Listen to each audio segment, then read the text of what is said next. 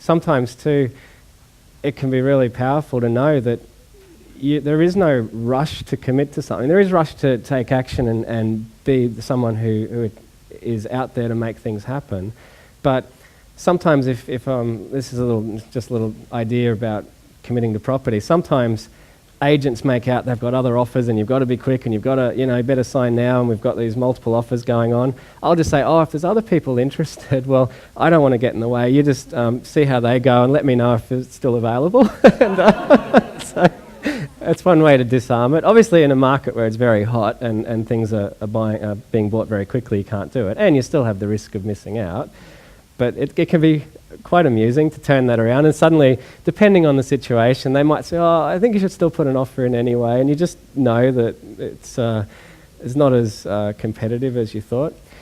And just another little note on putting in offers, because I know there is a fear that we're making the right choice. And none of us want to do something that, like, we have a fear of failure. I think we all, at some level, part of us doesn't want to do something rather than do it and fail.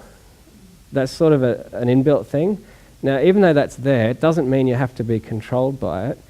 And it does also mean that if it is in the way, what can you do to get around it? So one little idea that I use, when I'm looking at properties and I'm thinking of putting in an offer,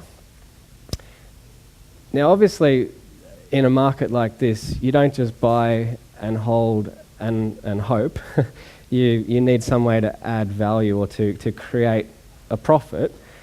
But I like to ask myself a question as I'm putting in the offer, and assuming I've found somewhere I think I can add value, I'll ask myself, if I didn't do anything to this property, all I did was just put this back on the market after I settled it, doing nothing at all, would I still believe that I could at least break even? Could I get back my purchase price, purchase costs, and commission, doing nothing at all? Could I at least do that? And if I can't answer yes to that honestly, then you might say that's my first contingency, is can I feel comfortable that just at what I bought it at, I'm at least breaking even? And if I can't get a real true yes to that, then it really is a trigger to reassess, am I paying too much? Because in a market like we're in, you've just got to be careful. And so just however good the opportunity might seem, if you know that the price you're paying, if you turned it around and you were to lose money doing nothing, I would put forth that you probably paid too much.